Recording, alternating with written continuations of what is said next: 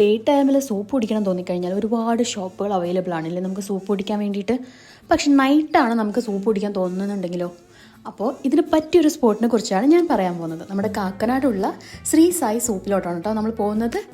ഈ ഒരു ഷോപ്പിൻ്റെ സ്പോട്ട് വരുന്നത് നമ്മുടെ കാക്കനാട് അളകാപുരിയിൽ നിന്നും നമ്മുടെ ഇൻഫോ പാർക്കിലോട്ട് വരുന്ന വഴിയിലാണ് കേട്ടോ. സോ നല്ല അടിപൊളി സൂപ്പുകൾ, വെറൈറ്റീസ് ഓഫ് സൂപ്പുകൾ നമുക്ക് അവിടെ അവൈലബിൾ ആയിരിക്കും. എൻ്റെ പേഴ്സണൽ ഫേവറേറ്റ് ആയിട്ടുള്ളത് മട്ടൺ സൂപ്പാണ്. നമ്മൾ ഓർഡർ ചെയ്തിട്ടുണ്ടായിരുന്നത് ഒരു മട്ടൺ സൂപ്പും അതുപോലെ ഒരു എഗ് നൂഡിൽസും ആണ് കേട്ടോ.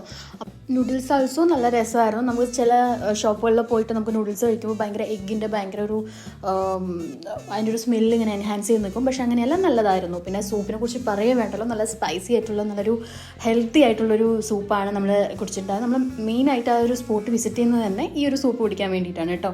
ഈ ഒരു ഷോപ്പ് ഈവനിങ് മുതൽ മോർണിംഗ് ഒരു 6-7 വരെയെല്ലാം ഓപ്പൺ ആയിട്ടുണ്ടാവും കേട്ടോ. പിന്നെ അവിടുത്തെ വെറൈറ്റി സ്പെഷ്യൽ ആയിട്ടുള്ള സൂപ്പ് എന്ന് പറയുന്നത് ചിക്കൻ, മട്ടൺ, പാലക്, ചീര സൂപ്പ്, ഉലുവ സൂപ്പ്, അങ്ങനെ പല വെറൈറ്റീസ് ഓഫ് സൂപ്പ് അവിടെ അവൈലബിൾ ആണ്. അതുകൂടാതെ തന്നെ ചിക്കൻ ദം ബിരിയാണി, കൊത്തു പൊറോട്ട, അങ്ങനത്തെ പല കാട ഫ്രൈ, അങ്ങനത്തെ ഒരുപാട് വെറൈറ്റീസ് ഓഫ് ഡിഷസ് ഓൾസോ അവിടെ അവൈലബിൾ ആണ് കേട്ടോ.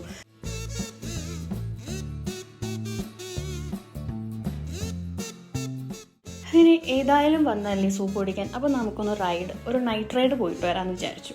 അങ്ങനെ ഞങ്ങൾ നേരെ പോകുന്ന വഴിക്ക് ഒരു ടീ ഷോപ്പിൽ നിർത്തി എൻ്റെ ചായ, ഒരു ടീ കേക്ക് പറഞ്ഞു. ഞാൻ ടീ കേക്ക് കഴിച്ചില്ല കേട്ടോ, രാഹുലാണ് കഴിച്ചിട്ടുണ്ടായിരുന്നത്. സോ 2 നല്ല സ്ട്രോങ് ചായ കുടിച്ചു. നമ്മൾ പാലക്കാടുകാരുടെ ഒരു എന്താ പറയുക, ഒരു വികാരമാണ് ഈ ചായ എന്ന് പറയുന്നത്. അപ്പോൾ ആ ഒരു ചായ ഇല്ലാതെ നമുക്കൊന്നും പറ്റില്ല. അങ്ങനെയായിരിക്കും നമ്മൾ ചായ കുടിച്ച് നേരെ വീട്ടിലോട്ട് പോവാണ്.